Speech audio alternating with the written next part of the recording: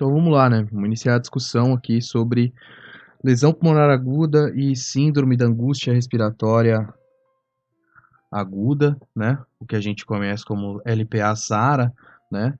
E em inglês é ARDS, em espanhol SDRA, né? Síndrome do distress, síndrome de distress respiratório agudo. Então, a síndrome da angústia respiratória aguda, só para trazer alguma informação sobre a história, a gente tem que ela foi descrita em 1967 num primeiro momento, mas só em adultos, e aí ela é chamada Síndrome do Desconforto Respiratório do Adulto, SDRA, e num segundo momento a gente entende, né, a medicina entende que a gente tem também essa mesma afetação e produção de síndrome em crianças, e aí decide chamar ela de Síndrome da Angústia Respiratória aguda, né, o SARA. Né? O que é basicamente o SARA? Então a gente está falando aqui de uma lesão pulmonar por diversas causas, diversas condições produzindo lesão pulmonar, podem ser intrínsecas ao pulmão ou extrínsecas ao pulmão, mas que produzem uma afetação pulmonar e produzem lesão no pulmão. E a diferença de SARA para LPA é que SARA é um aspecto mais grave de LPA, né? Então, nas duas a gente descreve aí alterações no grau de hipoxemia e que é avaliado pela razão da PO2 sanguínea em relação à oferta de oxigênio, né, FiO2. Mas o grande tema aqui é que a gente tem SARA, SARA sendo observada como aspecto mais grave de lesão pulmonar aguda, né, que é uma síndrome, já abarca mais conceitos, né, mais construções, e que pode ser produzida por diversas condições, e a gente tem o quadro 37.3 aqui. Eu montei um mnemônico que chama EDICT, né, só tem que lembrar que tem um D só e tem dois Ts, né, ao invés de ter dois Ds, não tem dois Ds em EDICT, na verdade. Mas enfim, eu montei esse mnemônico,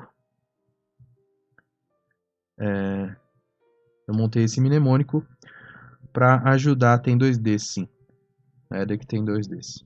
Então eu montei esse mnemônico para ajudar a gente a lembrar, né? Então o A aqui é responsável pela aspiração, né? A gente tem os achados de aspiração, ou quase afogamento, por exemplo, aspiração de conteúdo gástrico, sobretudo em paciente com intubação orotraqueal, com sonda nasogástrica, que a gente tem retorno de conteúdo gástrico e aspiração. O D é de drogas ou toxinas, né? Drogas ou tóxicos de modo geral, né? A gente tem inalação de cocaína, heroína, inalação de gases e um grande ponto aqui, inalação de altas concentrações de oxigênio, né? E a gente vai entender o porquê que inalação de altas concentrações de oxigênio pode produzir, desenvolver, né? Ajudar a desenvolver síndrome da angústia respiratória aguda. O I para infecções, né? Septicemia, e aí a gente pode ter infecções que são diretas do parênquima pulmonar ou não necessariamente, né? Então a gente sabe que a infecção, né, o choque tóxico, por exemplo, o choque septicêmico, ele produz alterações a nível da circulação central que vão repercutir em vários tecidos, inclusive nos pulmões, e a gente pode ter SARA por isso. O C representa pra gente choque, né? Não, na verdade, o C é CID, né? Coagulação intravascular disseminada. Então, se a gente tiver essa condição acontecendo no paciente, seja por, de fato, uma coagulopatia primária ou um estado de hipercoagulabilidade, ou a própria CID, né? Coagulação intravascular disseminada, a gente pode ter afetação pulmonar com certeza absoluta, porque a gente pode ter formação de coágulos no parênquima pulmonar aí, produzindo os achados que a gente vai ter, né? Hipercápsia ou hipoxemia ou hipercapnia a nível pulmonar. T corresponde a traumatismo e choque, né? A gente tem queimaduras produzindo choque hipovolêmico, embolia gordurosa, a gente vai classificar, sobretudo no paciente que tem trauma de ossos longos, e traumatismo torácico, produzindo, por exemplo, o volê costal, né? O tórax instável, em que a gente vai ter também produção da disfunção, né, na capacidade respiratória do doente. E o último T aqui para transfusões, né? O paciente teve múltiplas transfusões de sangue, ele vai ter uma afetação desse tecido conjuntivo, que é o sangue, que pode produzir, por exemplo, embolismos, múltiplos embolismos, e a gente pode ter o SARA, né? Então, lembrar do mnemônico aqui, addict, com 2 T's. Ao invés de 2 D's, tem 2 T's. Etiologia e patogênese, né? Como é que se produz a lesão pulmonar aguda no SARA? Né? Então, a gente tem diversas condições, todas essas condições aqui podem produzir o SARA, né? E aí, de maneira generalizada, o que a gente vai entender para entender os passos, né, de produção de doença nesse caso? A gente vai pensar em lesão epitelial difusa, né, qualquer uma dessas etiologias que vai produzir para a gente lesão epitelial difusa por diversos mecanismos.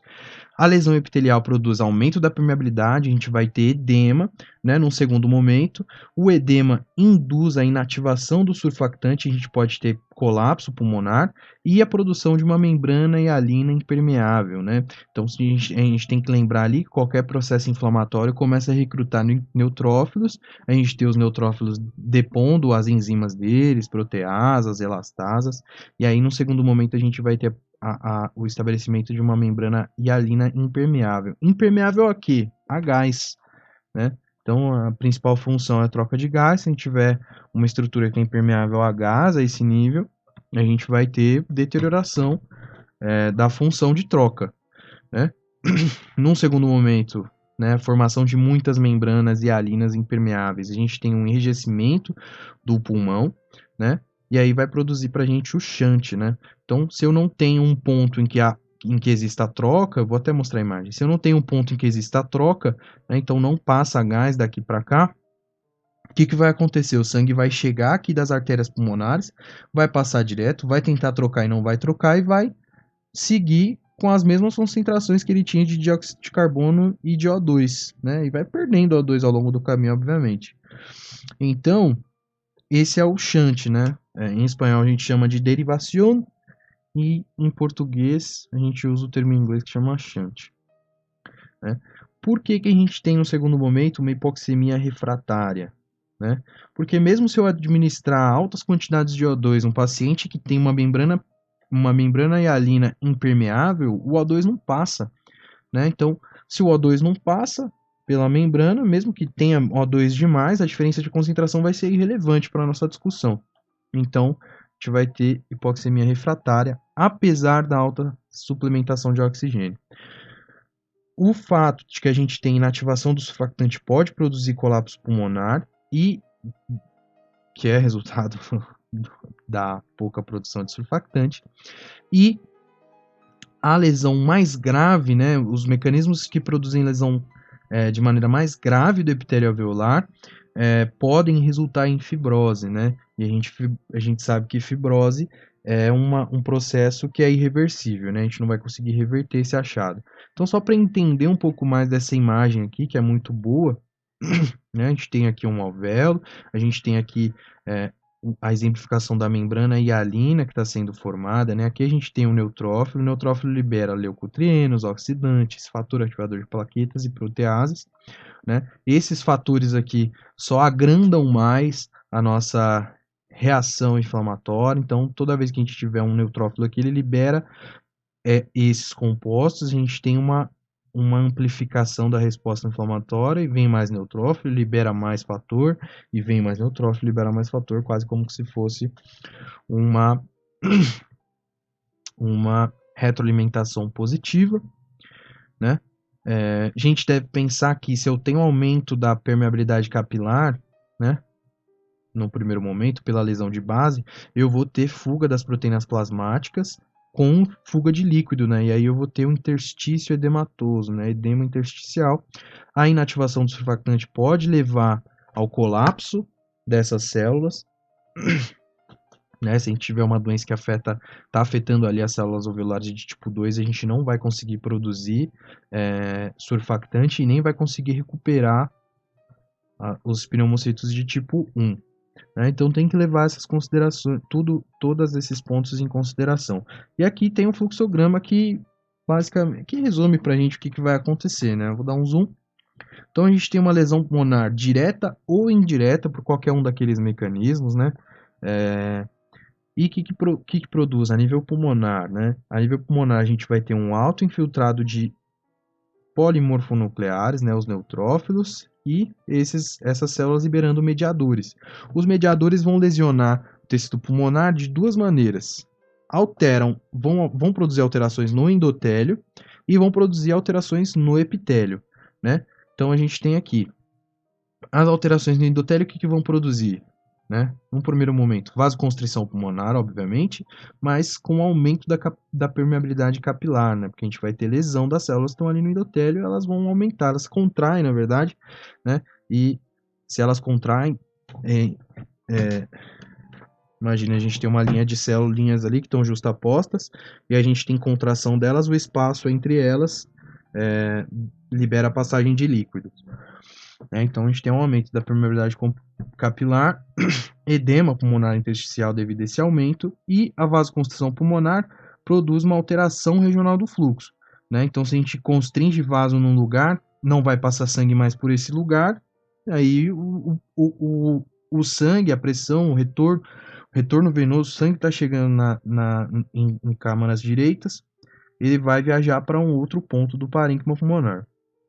E a gente tem que ter isso em mente. Tendo isso em mente, inclusive, a gente tem estímulos, né?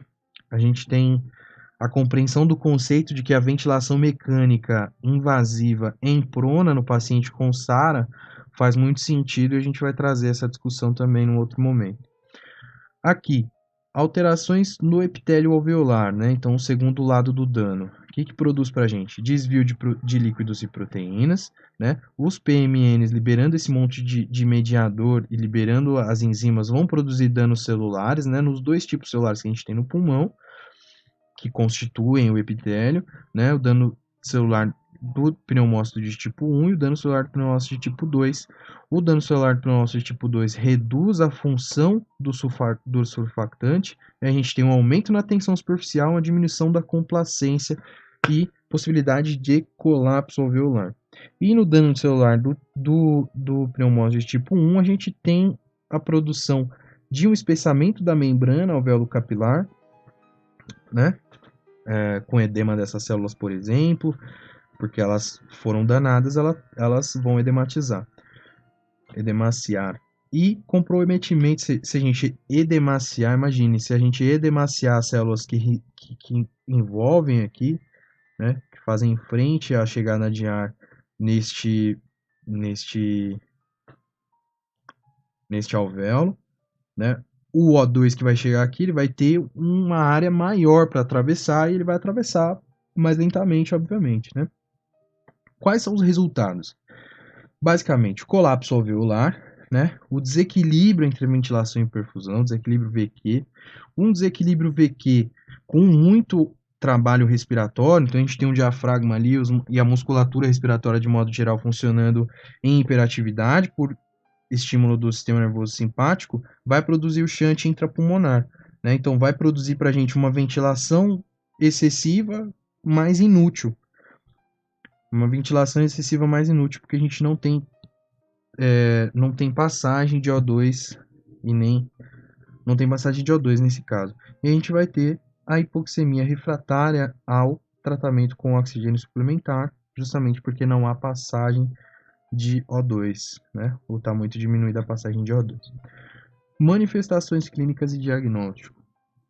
Não, já tem 14 minutos aqui esse vídeo. Manifestações clínicas e diagnóstico, né? Do que a gente está falando basicamente? No SARA, a gente tem uma instalação abrupta da angústia respiratória de 12 a 18 horas depois do evento inicial, né? Ou seja, a gente vai ter alterações da frequência respiratória, um aumento absoluto da frequência respiratória e sinais de insuficiência respiratória. Esse aumento absoluto é no início, né? Depois, num segundo momento, a gente começa a ter falha, inclusive, da musculatura responsável pelo aumento da frequência respiratória. Certo? E a resposta sistêmica a essa hipoxemia sustenida aí é a falência múltipla de órgãos, né? MODS, Multiple Organ Disorder Distress Syndrome, né? Em que a gente tem diversos tecidos sendo afetados, mas os mais importantes aqui para a nossa discussão vão ser o tecido do sistema renal, sistema digestório, a gente pode ter isquemia, muito importante estar atento a esse ponto. O sistema cardiovascular, obviamente, que é muito sensível às mudanças de PO2 no sangue, e o sistema nervoso central, que é mais sensível ainda a mudanças de PO2 no sangue. Não tem reserva alguma. Na radiografia de tórax, que a gente pode observar infiltrado pulmonar bilateral no tecido pulmonar quando não há disfunção cardíaca, né? Porque no caso em que a gente tem a disfunção cardíaca, a gente vai ter, bom, a gente vai ter derrame, né? Quando há disfunção cardíaca, a gente tem achado sim na radiografia de tórax, acredito que seja derrame, mas a gente também pode ter edema, né? Então, tem que entender melhor o que significa essa frase. Tratamento. O objetivo do tratamento é fornecer oxigênio para os órgãos vitais e cuidar do suporte, né? Estabilizar hemodinamicamente o paciente e oferecer oxigênio de maneira esperta. Por quê? Né? Então, algo tem que ser pensado em relação à ventilação assistida com o uso de altas concentrações de oxigênio.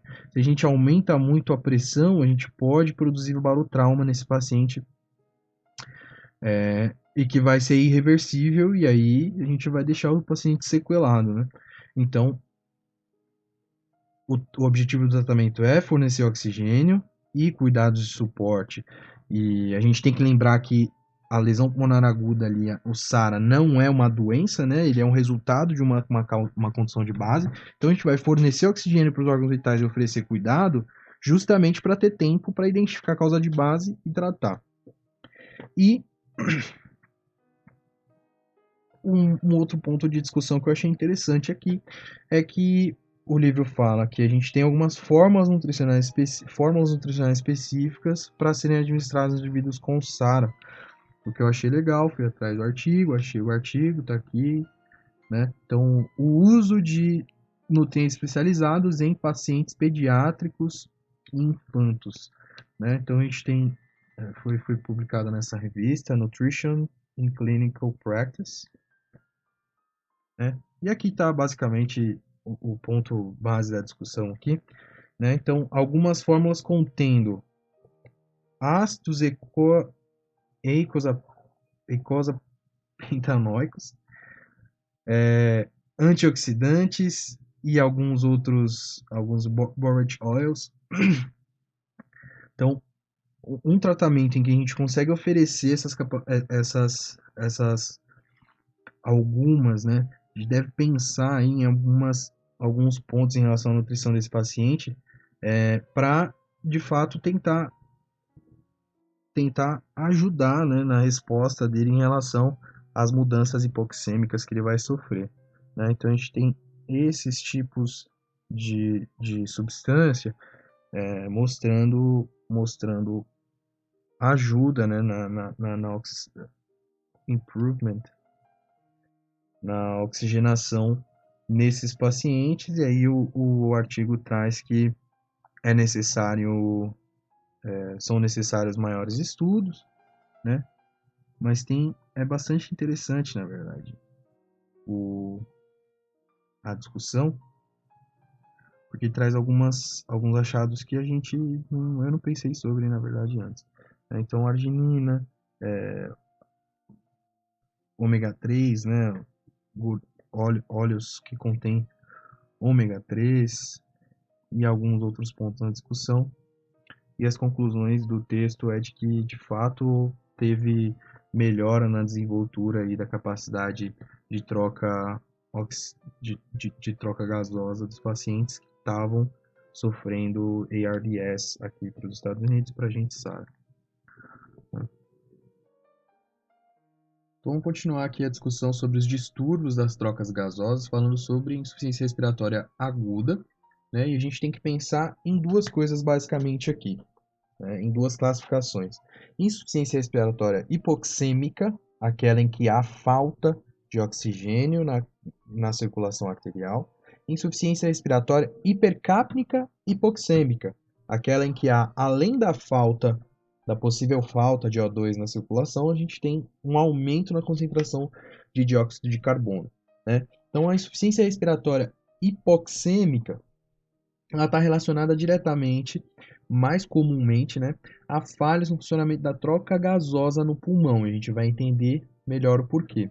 E a insuficiência respiratória hipercapnica barra hipoxêmica está relacionada a uma falha no funcionamento de ventilação pulmonar em específico. Então, esses são pontos que a gente tem que lembrar muito bem, certo? Esses são pontos que a gente tem que lembrar muito bem. Então, quais são as variáveis aqui? Para quais variáveis a gente está olhando basicamente? Para a ventilação, para a relação entre ventilação, né, passagem de ar e perfusão sanguínea, e a difusão gasosa, né, relacionada aí diretamente à membrana, ao espaço em que ao trajeto que tem que percorrer aquela molécula de oxigênio até chegar na circulação de fato, né? Então, essas são as duas possibilidades de falha aqui, as três possibilidades de falha que a gente observa. E aqui a gente tem um quadro que faz alguma separação em relação a algumas etiologias, né, que a gente pode observar. Esse quadro não é absoluto e não é inclusivo, né, não inclui tudo que pode produzir, mas traz as afetações mais comuns que a gente tem que pensar sobre, né? Então, a gente fala primeiro sobre hipoxêmica, né, e aí o maior representador, a doença pulmonar obstrutiva crônica. A gente tem também doenças pulmonares intersticiais de modo geral, comprometendo justamente a difusão de gás, né? Porque se eu tiver doença no interstício, eu aumento a área em que tem que passar esse gás. Pneumonia grave também, que vai produzir aí um achado intersticial grave, e atelectasias de modo geral. Atelectasias porque a gente diminuiu drasticamente a área que vai circular gás. E na insuficiência respiratória hipercapnica hipoxêmica, veja que eu coloquei aqui um comentário, né? Aqui a gente tem a maioria das afetações musculares, então a gente tem que pensar nesse, nesses achados, né? Obstrução de via respiratória superior, o que ela produz? Uma diminuição no fluxo de ar para dentro dos alvéolos, né? Então a gente vai ter um distúrbio entre o ar que circula e o sangue que passa embaixo. Então, a gente tem obstruções das vias aéreas superiores, tem que pensar sempre em asma, por exemplo, né? Infecção, laringoespasmo, tumores, possibilidade de tumores, né? Se a gente tiver um tumor no meio da traqueia, o tumor vai diminuir o fluxo de ar. Fraqueza ou paralisia dos músculos respiratórios, sempre pensar, né? Possível herniação, por exemplo, lesão cerebral, substâncias psicoativas, a gente tem que dar uma olhada em quais são. Síndrome de Guillain-Barré, onde a gente vai ter, num segundo momento, aí, afetação do músculo diafragma, nos músculos respiratórios de modo geral, mas para falar diafragma e representar o mais importante, distrofias musculares de modo geral, lesão raquimedular, porque aí a gente perde a conexão entre o músculo periférico e o nervo, né? Lesão de parede torácica, obviamente, né? A gente tem uma diminuição do drive respiratório. E quais são os achados que produzem especificamente comprometimento da difusão? E no comprometimento da difusão a gente vai ter um achado hipoxêmico, edema pulmonar, e aí as lesões pulmonares agudas, síndrome da angústia respiratória aguda, que é o que a gente acabou de observar. A gente tem um comprometimento da difusão ali, a gente acabou de descrever naquela imagem que a gente tem um achado de edema intersticial, um achado de lesão de membrana em um escape grande, né? E a gente vai ter um comprometimento direto da difusão. E por que a gente separa isso? Né? Por que separa?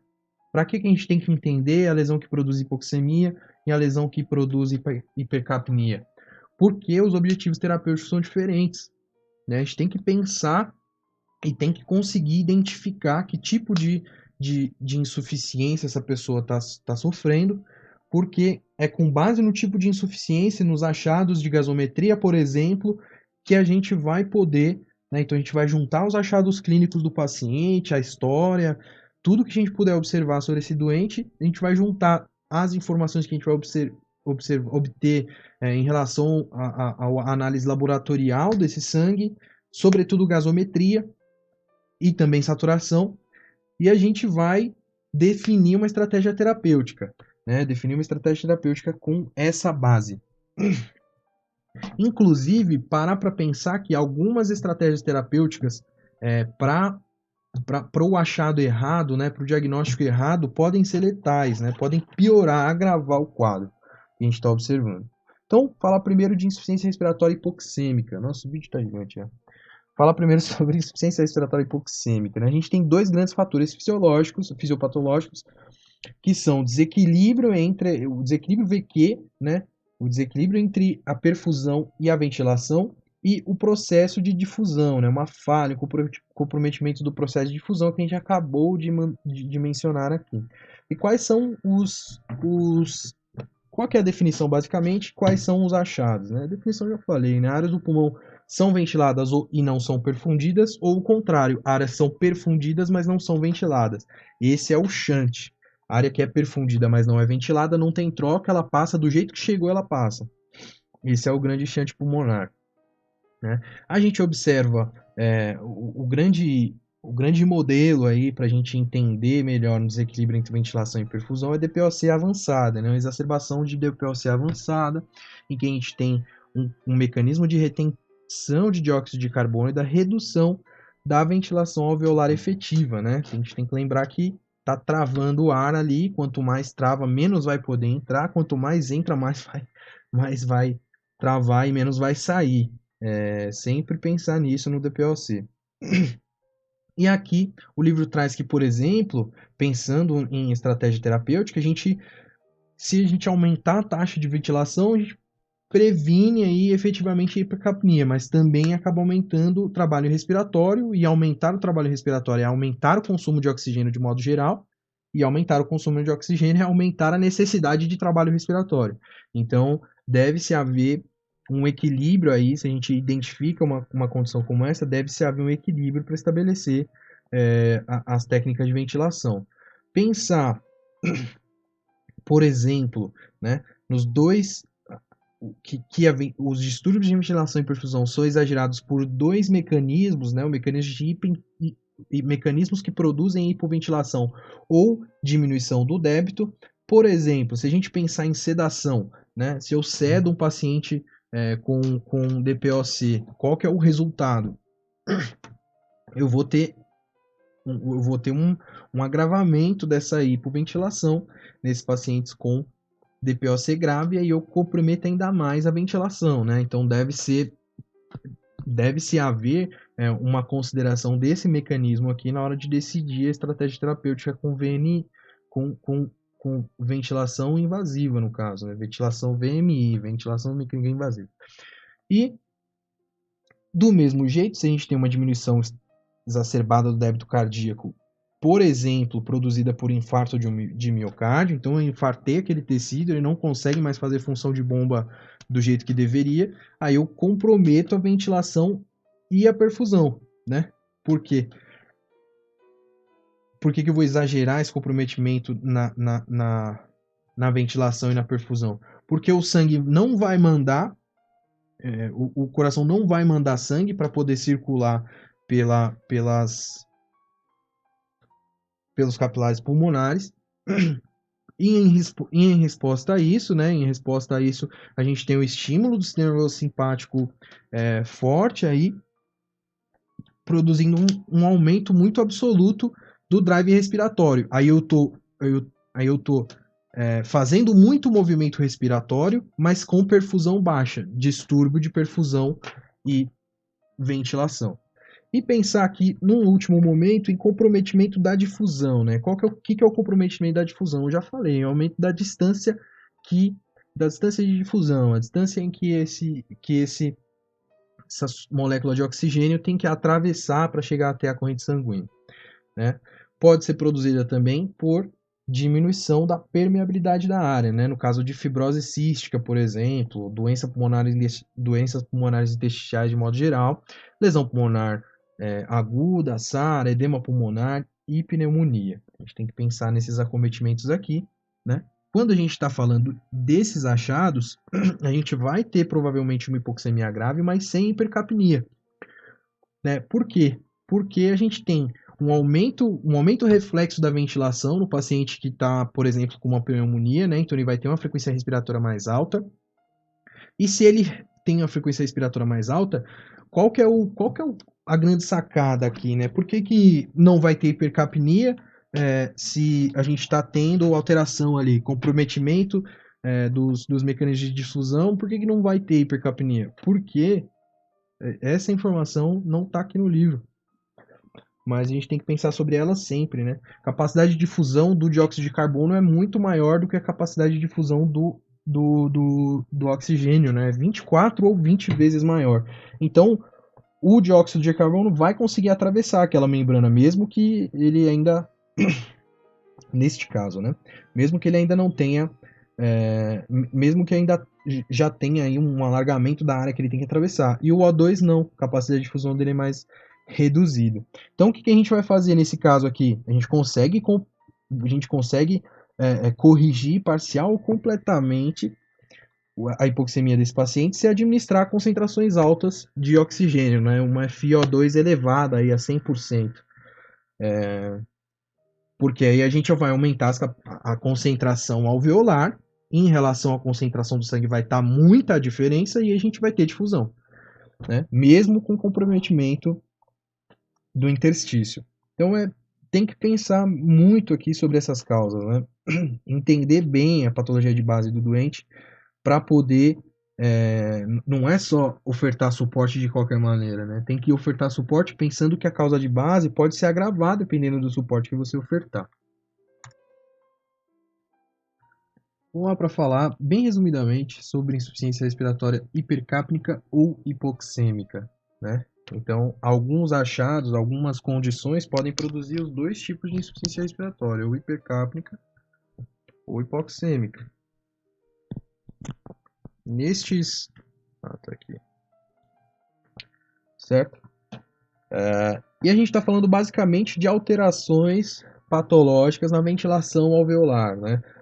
E quais são os mecanismos, de modo geral, que estão envolvidos na ventilação alveolar? Então a gente tem o sistema nervoso central mandando ordem através de nervos para músculos produzirem a pressão negativa dentro do parênquima pulmonar para que o ar passe pela via respiratória. Então a gente tem 4 coisas aqui que podem ser alteradas e produzir esse tipo de diminuição de ventilação. Né? Então a gente tem várias etapas possíveis que podem ser acometidas aqui e o resultado disso, de qualquer uma dessas etapas aqui, pode ser uma grande dificuldade na eliminação do CO2 ou de manter os níveis de O2 ou das duas coisas.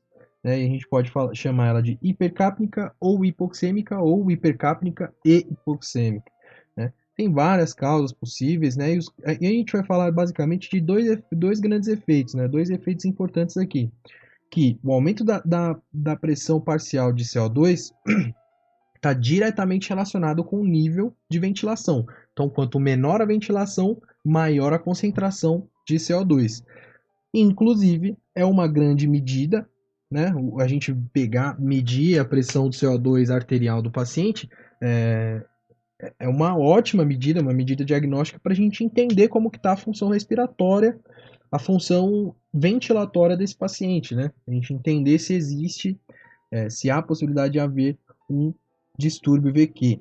E o segundo efeito, dois efeitos importantes, o segundo efeito é a hipoxemia. Nestes casos, a hipoxemia pode ser suprimida com a administração de oxigênio suplementar, né? Mas se você só joga oxigênio, se você só oferta oxigênio, por exemplo, na cânula, e não força o ar a passar por ali, né? Como a gente sabe que tem ou afetação, por exemplo, do diafragma, uma distrofia muscular, ou afetação do diafragma também, dos nervos que inervam o diafragma, no caso de Guillain-Barré, por exemplo, você não vai ter o movimento que produz a pressão que puxa o ar. Então não adianta você dar 150% de oxigênio. Tem que ter ventilação mecânica para auxiliar o movimento de ventilação, para a gente ter esse ar chegando lá embaixo nos alvéolos, de fato, com boas concentrações de oxigênio, para a gente ter trocas, né? Poder liberar o CO2 e poder aumentar o O2. Né? E as manifestações clínicas de tudo aqui a gente está falando de modo bem generalizado. né? O livro fala que não tem a definição absoluta de valores. Aqui ele cita que uma hipoxemia é um PO2 arterial inferior a 50. Nos outros livros a gente viu que é um PO2 arterial inferior a 60, a gente já considera hipoxemia, ou um PO2, o PCO2 arterial superior a 50, ele fala aqui, a gente viu 45, há alguma controvérsia em relação a isso. Então, a gente pensar que esses valores não são definitivos, né? O que é definitivo é você saber o que está acontecendo com o doente, né? Inclusive, a gente pode ter, por exemplo, no paciente DPOC, ele pode ser um retentor crônico de CO2, né? A condição dele faz com que ele retenha CO2 desde que ela começou a surgir e progredir. Quais são os sinais e sintomas aqui? A gente tem que pensar aqui. Hipoxemia e hipercapnia não é doença de base, né? Então a gente vai ter os sintomas que a doença de base produz, mais os sintomas os sinais de hipoxemia, os sinais e sintomas de hipoxemia, hipercapnia ou vice-versa. Então se a gente tiver, por exemplo, o paciente com pneumonia, a gente vai encontrar um quadro febril, de instalação aguda, e achados laboratoriais diversos, dependendo do tipo de afetação, a gente vai ter uma faringite, rinocinusite, etc. Mais alguns achados que produz a hipoxemia e a hipercapnia que esse paciente vai sofrer, porque ele está tendo afetação no parênquima pulmonar. Né? Então, quais são os sinais de hipoxemia? Cianose, agitação, confusão mental, ansiedade, delírio, fadiga, taquipneia, mecanismo compensatório, hipertensão, mecanismo compensatório, arritmias cardíacas e tremores, mecanismo compensatório. A gente tem um coração que está tentando mandar esse sangue, fazer esse sangue rodar mais rápido porque ele não tem oxigênio. Aí a gente pode, inclusive, desenvolver uma arritmia grave e morte, né? Então, efeitos cardiovasculares iniciais, taquicardia, depois a gente tem arritmias graves. Pensando na vasculatura pulmonar, ela se contrai em resposta à baixa PO2 e que pode ocasionar um aumento da tensão arterial dentro do ventrículo direito e uma insuficiência cardíaca aguda, né? Com distensão de veia jugular, edema postural.